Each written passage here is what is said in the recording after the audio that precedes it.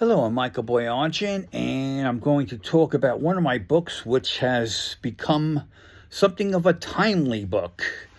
Um, the title is Readers, Writers, or Bibliophiles, Mike and Jeri and Their Books. Another Mike and Jeri story, and one of the fundamental aspects of our life, in addition to gardening, in the fashion of Cicero, we also enjoy a library of large size here in our home.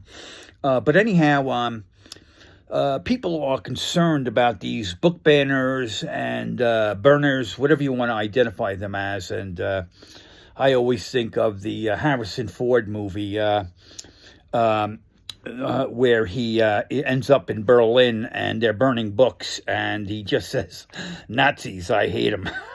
But they can burn all the books they want, really, and I'll get to this at the end of this tape. But it's a futile effort, really. It's kind of ludicrous, in fact. And what it brings to mind is way back when, it's really been a long time since its release, is Field of Dreams, one of the great, if not the greatest baseball movie ever made. And in the early part of the movie, they're attending, the star and his wife are attending, Kevin Costner, are attending a town hall. And today they're all virtual town halls. I know my congressman has been doing them for years, and they're virtual. But and it's about someone who wants to ban books, and everyone in the audience is laughing. It's so ludicrous, even back then, that the idea of something like that happened. But hey, if it could happen then, it has happened now. Okay, and in the movie, the crazy person is shouted down, and everyone goes home happy.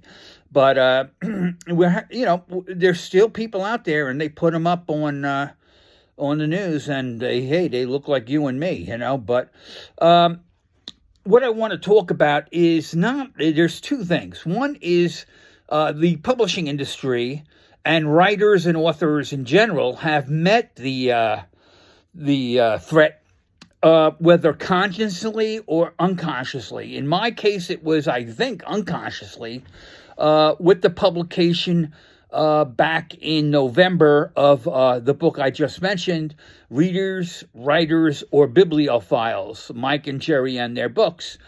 And I got that from a article, I guess in the New York Times, about bibliophiles and, their borderline hoarder status.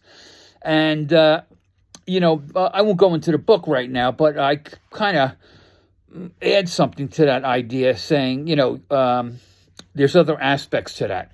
But Yale University just released a volume around the same time mine was in November. So there is, and Yale is, one of the foremost educational institutes in the United States, if not the world. So the challenge is being met. However, everyone is like, well, they're going to burn the books, and we'll be in the woods, like in Ray Bradbury's Fahrenheit 451, which is a great book and a great movie. It's just a great movie. And I have a little COVID brain there. I can't remember the main actor, who's like one of the greatest actors ever. But it'll come to me, from Spartacus. It's great having COVID brain. Hey, look, at least I didn't go on a ventilator and not come out. But that's besides the point. And in any event, we're not going to be in the woods, each of us memorizing one book, one of our favorite books. It's not going to happen. We have what is called technology today, massive technology. And our reading institutions are flexing their muscle with little effort to meet this challenge. And what I'm talking about is just the two I know of. There could be thousands of other institutions like them. But I'm talking about the New York Public Library and the Brooklyn Public Library. What they have done, I assume independently of each other, is open up their online collection to anybody around the world who wants to seek knowledge. I can't tell you how vast a resource this is. Just these two libraries alone are like a trillion times greater than the library at Alexander or the library in Baghdad. It's beyond anything that's ever happened. I did some research myself on the New York Public Library had one rule, and that is you had to be a resident of New York State. It drove my uncle crazy because he was closer to New York City than I was at this point, but he couldn't get in because he was in New Jersey. Now everyone can get in. My uncle can get in. Anyone who wants to get in gets in, and let me tell you, it's amazing. It's like the movie Contact with Jodie Foster when she goes through the wormhole.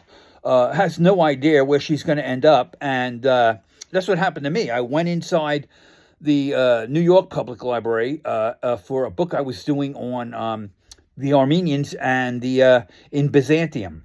And I couldn't figure out how I got there. I couldn't figure out how to get out. But somehow I ended up, I'm pretty sure, in the main library at Oxford. And I came upon a list of Armenians who served in the Byzantine Empire. And that's what I was looking for. Emperors, generals, artisans, religious figures, so on, so down the line. Basically, what Armenia was a service site for the Byzantines. They drew their professionals from there. But that's besides the point. But that's what I found. I couldn't, and now I said, I don't know how I'm going to get back here or how I'm going to get out of here. So I just copied everything I saw and jumped out. That was it. So you see the resources now, and again, it's effortless. And, it's not just getting online. I mean, if you hand someone a thumb drive, I mean, you pretty much have your local library in its entirety on that thumb drive. I don't even know if that's antiquated technology at this point with all the streaming and stuff going on. I mean, really, if these crazies really want to shut everything down, you got to shut down the cable TV, the internet. I mean, we're going to turn into Luddites sitting around burning tires to keep warm. And I won't go any further than that. But at this point, think of it this way. In football terminology, you're on the 1 yard line before the end zone. You got the ball. There's 1 second on the clock. Okay? You got to hike the ball and everybody push across the goal line. It's not hard to do. And we got the resources. We got the players, you might say, especially since we've got the New York Public Library and the Brooklyn Public Library in, as far as I know. There may be other major libraries, the British Library, the Paris, the National Library of France, etc., etc. I don't know about the Library of Congress. Got a little political angle there, but whatever. It looks good, so don't be afraid. You're not going to be in the woods memorizing books. Enjoy the holidays. I hope you enjoyed a book.